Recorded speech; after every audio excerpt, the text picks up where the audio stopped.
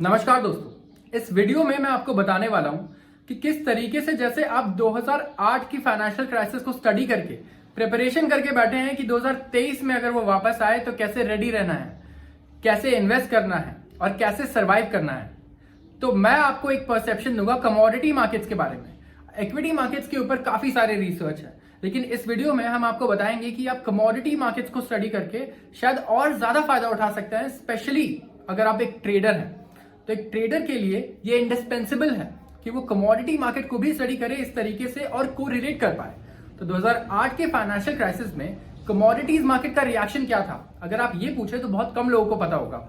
Equity market का reaction पूछेंगे तो आपको हर दूसरा इंसान बता सकता है, क्योंकि वो बहुत ऑब्वियस है। तो शुरुआत करेंगे सबसे पहले क्रूड ऑयल। कमोडिटी मार्केट में सबसे पहले अगर क्रूड ऑयल की बात करें तो 2008 में जब फाइनेंशियल क्राइसिस स्टार्ट हुआ, जुलाई के वक्त क्रूड ऑयल ट्रेड कर रहा था $147 पर बैरल। इतना ज्यादा पीक कर गया था। क्यों? क्योंकि सबको ये लगा कि बहुत बड़े सप्लाई चेन डिस्ट्रप्शंस आ सकते हैं। सप्लाई चेन इश्यू आने की वजह से सप्लाई कम होगी ऑयल की और वो पीक कर गया $147 पर बैरल। इतना महंगा 2008 में। लेकिन 6 महीने बाद दिसंबर तक क्रूड ऑयल ट्रेड कर रहा था $40 के करीब पर बैरल। 3 गुना कम हो जाना। आप सोचिए, इतनी वॉलेटिलिटी अगर आप ट्रेडिंग करते हैं तो आप कितना फायदा उठा सकते हैं इसका, चाहे आप स्कैल्प करके लें या आप पोजिशनल ट्रेड्स लें। अब इस तरीके से अगर 2023 में भी इतनी बड़ी मंदी आती है तो आपको ध्यान रखना है कि ऑयल में डाउनवर्ड ट्रेंड देखना है या अपवर्ड ट्रेंड देखना है, किसके लिए प्रिपेयर रहना है। क्योंकि लास्ट टाइम सबसे पहले पैनिक में अपवर्ड ट्रेंड आया था, उसके बाद डाउनवर्ड ट्रेंड आया था। अब शिफ्ट करते हैं मेटल्स पर। अब हमारे प्रेशियस मेटल्स गोल्ड और सिल्वर। गोल्ड और सिल्वर जिसे हम एक हेज कहते हैं और एक इन्फ्लेशनरी एसेट जो इन्फ्लेशन से हमें बचाता है, हमारे पैसे को बचाता है। 2008 में जब स्टॉक मार्केट्स कोलैप्स करने लगे, अब बात करते हैं हमारे इंडियंस के प्रेशियस मेटल सिल्वर और गोल्ड की। कमोडिटीज में सिल्वर और गोल्ड हमेशा हेज की तरह वर्क करता है। तो जब भी कोई क्राइसिस का सिचुएशन आता है, कोई भी क्राइसिस आया हो, कोई भी मंदी आई हो मार्केट में, हमेशा ये एसेट्स ऐसे हैं जो बढ़ने लगते हैं, इनके प्राइसेस ऊपर जाने लगते हैं, क्योंकि पूरी दुनिया इक्विटी से अपना पैसा निकालने लगती है, बॉन्ड से भी अपना पैसा निकालने लगती है और गोल्ड और सिल्वर में पार्क करने लगती है, क्योंकि इसे सबसे सेफ माना जाता है कंपैरेटिवली। लेकिन इसमें एक कंडीशन है।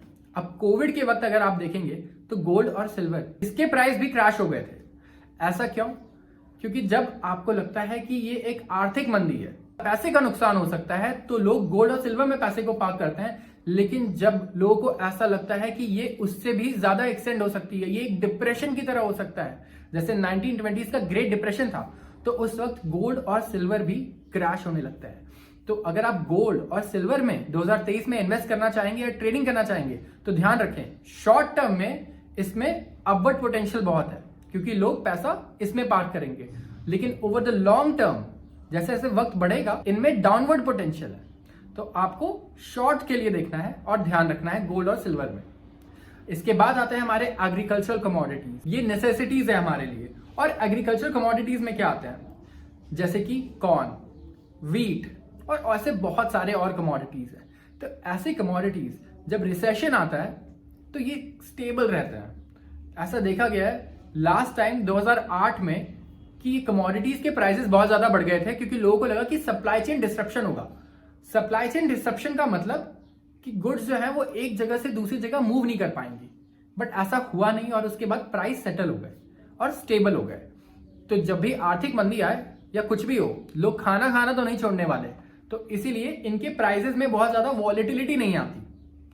इसके बाद आते हैं इंडस्ट्रियल मेटल्स पे। प्रेशियस मेटल्स की तो हमने बात कर ली, सिल्वर और गोल्ड। इंडस्ट्रियल मेटल्स ये कैसे बिहेव करते हैं? तो जब भी रिसेशन होना हो, मतलब लोगों को लगे कि आगे इकोनॉमी की ग्रोथ रेट बहुत कम होने वाली है और स्टॉक मार्केट भी ज्यादा नहीं चलने वाला, तो इंडस्ट्रियल मेटल्स इनकी डिमांड भी कम होने लगती है।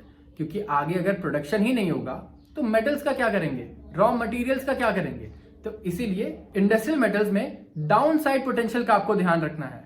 ये एज अ शॉर्ट आप यूज कर सकते हैं और आपको डाउनवर्ड पोटेंशियल पे ही फोकस करना है इनके। अब हमने आपको इस वीडियो में 4 टाइप की कमोडिटीज के बारे में बताया। सबसे पहले प्रेशियस मेटल्स हो गए, गोल्ड और सिल्वर। इसके बाद एनर्जी, क्रूड ऑयल, अब आपको बताया कि क्रूड ऑयल कैसे पैनिक में सबसे पहले एकदम ऊपर गया और उसके बाद क्योंकि इकोनॉमिक स्लोडाउन की एक्सपेक्टेशन बढ़ी तो ऑयल डिमांड भी कम होने की एक्सपेक्टेशन थी, नीचे आ गया। क्राइसिस के वक्त इंडस्ट्रियल मेटल्स ये भी नीचे जाने लगे और एग्रीकल्चरल गुड्स ये यूजुअली स्टेबल रहते हैं क्योंकि ये नेसेसिटी में आते हैं। लेकिन आपको कुछ चीजों का और ध्यान रखना है जो है एक्सेप्शंस। जैसा कि बताया था गोल्ड और सिल्वर में भी अपसाइड पोटेंशियल देखना है, लेकिन अगर क्राइसिस बहुत लंबा चलने की आशंका हो तो लॉन्ग टर्म में ये भी नीचे आते हैं। इसके बाद आते हैं क्रूड ऑयल और नेचुरल गैस पे। जैसा कि देखा गया रशिया यूक्रेन वॉर के वक्त नेचुरल गैस की प्राइस डबल हो गई थी, तो ऐसे भी एक्सेप्शन केसेस आते हैं जब सप्लाई चेन कंस्ट्रेंट्स की वजह से किसी एक एनर्जी या किसी एक मेटल की प्राइसेस बहुत ज्यादा इरैशनली बिहेव करना शुरू कर दे। तो अगर इस वीडियो से आपने आज सीखा है कमोडिटी के बारे में और आपको लगता है कि आपको और जानने की क्यूरियोसिटी है तो हमें कमेंट सेक्शन में बताएं, हम ऐसी और सीरीज बनाएंगे और वीडियोस लाएंगे आपके लिए। और अगर आपको ये वीडियो पसंद आया हो तो इस वीडियो को लाइक जरूर करें और स्टॉक बॉक्स के चैनल को सब्सक्राइब करें। धन्यवाद।